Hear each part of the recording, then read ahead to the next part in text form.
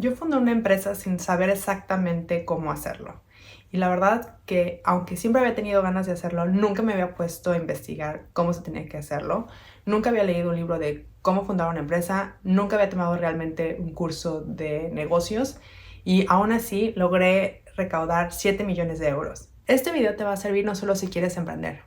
También muchos de estos errores se cometen si quieres crecer en tu vida profesional dentro de un corporativo. Hoy no te vengo a contar mi historia de éxito, más bien te voy a contar los 5 errores que siento que más me costaron mi paz mental y física, pero también me costaron mucho dinero. Y que si volviera a empezar, son los que haría diferente. Porque la mayor parte de lo que te voy a contar no tiene que ver solo con fundar startups, sino tiene que ver con la forma de cómo tomamos decisiones, cómo interactuamos y nos relacionamos con las personas y cómo asumimos el poder que ya tenemos. Y quédate, porque uno de los más costosos lo puedes cometer independientemente en dónde estés en tu carrera. Primero te cuento de dónde vengo porque importa para entender los errores que cometí. Yo tengo un doctorado en tecnología de alimentos de un instituto de Alemania. Mi proyecto de doctorado es completamente diferente al que hizo que empezara mi empresa. Yo durante mi doctorado también trabajé en otros proyectos de industria y teníamos justo a este compañero de la industria que nos contrata para hacer este proyecto, y después de 18 meses en el que yo trabajo en él, se lo presento y ellos mismos invitaron a un inversionista. Este inversionista, como era tiempos de COVID, no había mucha gente, pero este inversionista era muy importante porque cuando lo prueba le encanta el producto y dice, es que si este producto estuviera en el mercado o estuviera siendo parte de una empresa, yo invierto, ¿no? Entonces eso nos emociona y a la industria que nos había contratado para este proyecto decide hacer un spin-off. Me invitan a mí a entrar como cofundadora para dirigir el proyecto. Para esto yo nunca había tenido un MBA, nunca había tenido realmente un curso de emprendimiento, no sabía ni por dónde empezar. Lo que sí tenía era un producto que funcionaba, un doctorado que me ayudó a saber navegar las dificultades de qué es dirigir un proyecto tan grande. Tenía el apoyo de la industria que hizo el spin-off y teníamos el apoyo del inversionista que en cuanto tuviéramos una empresa iba a haber una inversión. Yo empecé como cofundadora y CTO, que es enfocada en la parte de tecnología, y después de un tiempo me muevo como a CEO. Llevamos ya casi 5 años y en estos 5 años he formado un equipo multinacional. He tenido mucha experiencia con diferentes inversionistas y he experimentado cómo cambia el mercado tan rápido. Y con todo esto he cometido muchísimos errores. Así que ahorita te cuento los 5 más importantes que siento que hubieran sido un poco más fácil no cometerlos si alguien me hubiera contado esto. Hay un error que muchos cometemos, que es el elegir cofundadores. O a lo mejor no tienes que elegir porque ya sabes que lo vas a hacer con tu amigo, pero lo más importante es que no se hacen las preguntas más difíciles. Estas preguntas difíciles tienen que venir de, a lo mejor, de la negatividad, diciendo que, ¿qué pasa si todo sale mal? ¿Qué pasa si, cómo vas a reaccionar ante las situaciones? Y eso es muy importante porque en mi caso eso fue lo que más nos costó. En mi experiencia yo comencé como CTO, entonces yo estaba completamente enfocada en el R&D, en el desarrollo del producto, en la tecnología, en la producción, cómo íbamos a escalar nuestros productos. Y hablando con los inversionistas y la industria que hace el spin-off, buscamos, entrevistamos a un CEO. Para esto, obviamente, el currículum era muy impresionante, la persona parecía tener mucho entusiasmo, y creo que yo cometí un error que hacemos muchos científicos o personas técnicas, que pensé que lo mío realmente era solo producto, producción, y toda la parte financiera y el manejo de los inversionistas era cosa del CEO. Llega un momento en que él se va y entonces es cuando yo asumo la posición de CEO. Pero entonces, una de las cosas que yo haría si volviera a empezar sería esto. Primero, contrataría un buen abogado desde el principio. Y la verdad es que a veces duele el codo, pero son súper necesarios. Porque desde el principio tienes que ver cuáles van a ser las condiciones cuando las cosas no funcionen entre los cofundadores. Desde el principio tendría que haber un cliff y un vesting, porque si uno de ellos se va, no se debería de llevar todas las acciones de la empresa o la mitad de las acciones de la empresa. Lo segundo que hubiera hecho es meterme en la parte financiera y las relaciones con los inversionistas desde el principio. No necesitas un MBA para entender las finanzas o entender qué es un cap table, pero sí necesitas entenderlo tú y no darle toda la confianza y todo el control a la otra persona. Y tercero, otra cosa que hubiera hecho es que no me hubiera ido solo a contratar a alguien por el CV, sino tendría que haberlo conocido por más tiempo, tener conversaciones más largas, más difíciles y obviamente preguntar alrededor cómo se relaciona, a lo mejor tener cartas de recomendación o hablar con otra gente que lo conozca de manera profesional, tanto jefes como colegas iguales y colegas que le respondían a él. Y eso también aplica cuando quieres fundar con amigos o familia, porque la verdad que no es fácil y puede que destruya no solo la empresa, pero tu relación. El segundo error es que no hice un análisis de mercado más intenso. Como CTO o como la parte de desarrollo de productos, yo me fui a todo lo que existía en el mercado, pero nada más, o sea, yo vi qué ingredientes se estaban usando, para qué se estaban usando, las funcionalidades del producto, todo eso.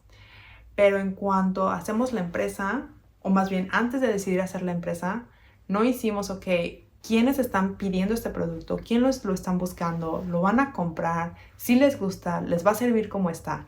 Y eso creo que es algo de lo más importante y lo que he aprendido que más hay que hacer énfasis desde el principio, desde antes de poner la empresa. Porque si no tienes un mercado y no tienes gente que realmente lo vaya a comprar, ahí ya estás empezando con el pie izquierdo.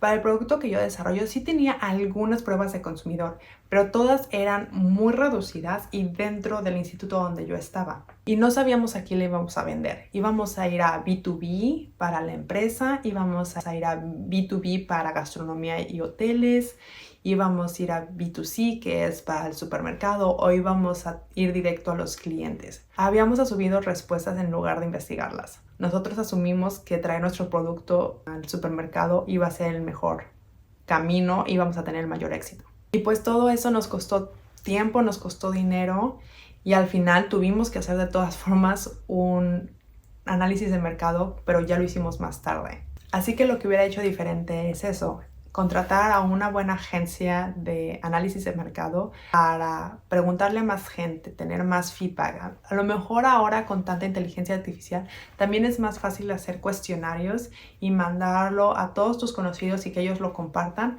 que dure un poquito para que la gente sea fácil de contestar, pero que realmente tengas las preguntas ahí que quieres responder y que eso te ayude a saber si vas por el buen camino para tu producto y para la empresa que quieres formar. Eso también es si estás en un corporativo, te ayuda a ver si el proyecto en el que estás trabajando o en el que quieres trabajar tiene a dónde ir. A lo mejor no vas a necesitar un análisis de mercado tan grande como si quisieras poner una empresa, pero tienes que tener datos para poder enseñarle a aquel jefe que tengas o a aquel mesa directiva que eso es lo que se tiene que hacer por esas razones. El error 3 lo mencioné un poco dentro del error 1, pero es que ignoré la parte financiera porque no era mi rol. Lo que aprendí es que aunque no seas la persona que ejecuta, tienes que saber los números. Y como encargada de lo de la tecnología, del escalamiento, yo sabía más o menos lo que nos costaba, los ingredientes, los que nos iba a costar el proceso, pero como el todo completo, el precio que le queríamos dar al mercado o el precio que el mercado está dispuesto a pagar y cómo lo íbamos a hacer para llegar a eso. Lo que aprendí es que todos como cofundadores tenemos que tener un entendimiento de lo que está pasando con nuestras finanzas.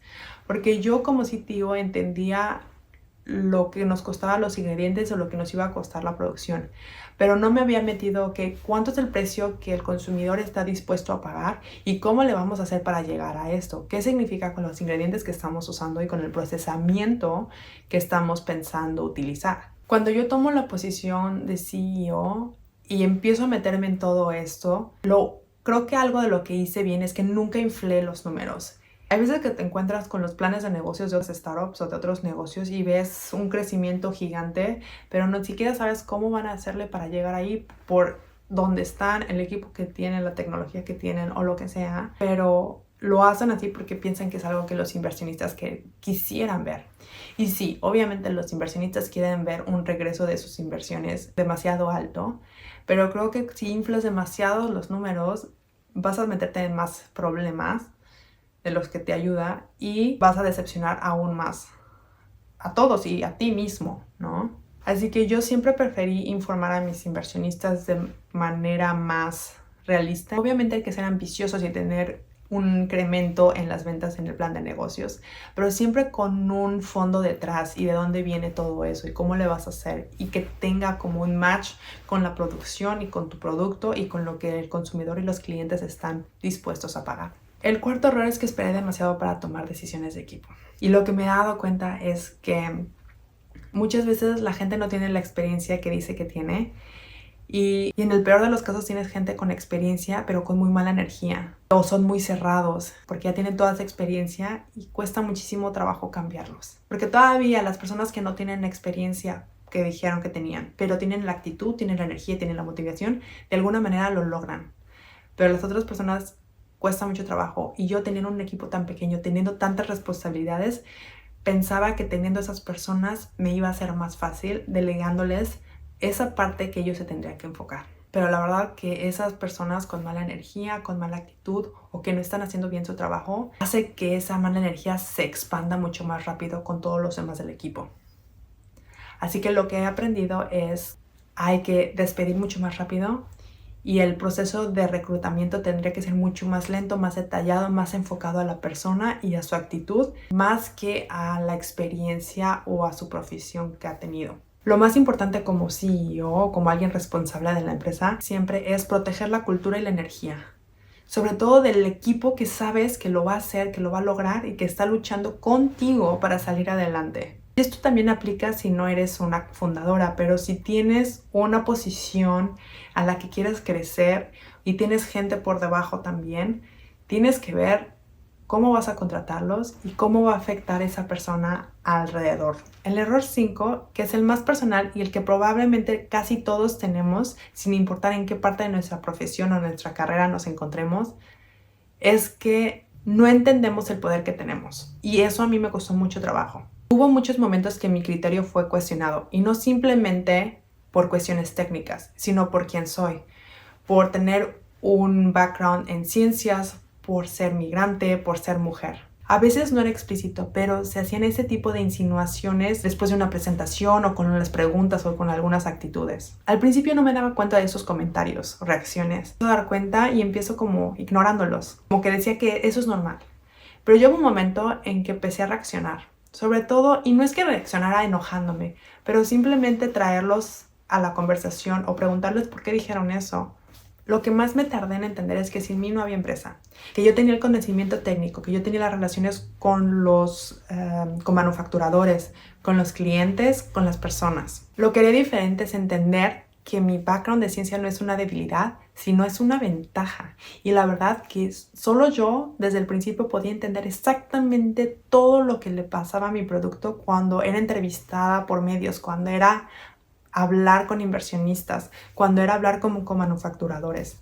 Así que mi posición realmente era mucho más fuerte que cualquier otra persona que viniera externa con un background de negocios. Así que esa es también una de las recomendaciones que te hago. Si deseas fundar o si deseas crecer en tu carrera, tienes que saber muy bien en qué sí eres bueno y en lo que no, pues nada más prepararte. Y eso sí aplica para todos, porque todos tenemos un poder dentro de nosotros. Y a lo mejor yo, que no era muy buena en esto de los business plans y los negocios y todo eso se aprende. Y toda la otra parte también la tengo. A lo mejor ahora la he dejado un poco más delegada a mi equipo que se enfoca solamente de lo del desarrollo del producto y de la producción. Pero cuando hablo con ellos o cuando hablo con otras personas, puedo entender y puedo relacionar todo eso muy bien. Y eso también te lo diría a ti. Si tú tienes algo que sabes que ese es tu fuerte y quieres meterte en otros proyectos o quieres meterte en otro ámbito, a lo mejor entender qué es básico o qué es esencial que entiendas, porque también todo lo demás se puede delegar. Tampoco es necesario saber exactamente todo a profundidad. Con tener un buen entendimiento de algunas cosas ya es suficiente y ya con eso tú tienes un poder mucho mayor. Así que para terminar, en vez de decirte de nuevo mis errores, te voy a decir entonces las sugerencias de estos errores. El primero, elige bien los cofundadores y crea contratos fuertes desde el principio. 2, investiga demasiado el mercado. Eso es lo más importante, siquiera antes de decidir si vas a hacer una empresa. 3, métete en los números. Los números es lo más importante de tu vida. 4, no dejes que una persona con mala energía afecte a todo el equipo. toma decisiones rápidas para despedir a la gente, pero tómate tu tiempo para el proceso de reclutamiento. Y 5, date cuenta del poder que tienes en ti misma. Y la verdad es que he cometido muchos más errores que de estos 5, pero no dejo que ninguno de ellos me pese demasiado, porque todos me han formado y me han dado la experiencia y he ido aprendiendo. Y si tú todavía no sabes si quieres fundar o quieres crecer dentro de un corporativo, si quieres ser simplemente un freelancer, he creado un pequeño libro electrónico con preguntas que te ayudan a entenderte, dónde estás, realmente quién eres, cuáles son tus valores y qué quieres llegar a ser sabiendo todo esto. Así que lo dejo en los comentarios, puedes descargarlo gratis. Y si te gusta y lo has hecho, por favor escríbeme otra vez en los comentarios para saber qué te pareció. Y si todavía no te has suscrito al canal, este es el momento. Por favor, ayúdame muchísimo con un like y compartiéndolo con aquella persona que crees que le pueda funcionar. Cada semana hay un episodio con ciencia aplicada, historias reales y herramientas concretas para las mujeres que saben que quieren algo más, aunque todavía no saben exactamente qué. Así que esto ha sido todo por hoy. Yo soy Verónica y mientras tú, échale ganas.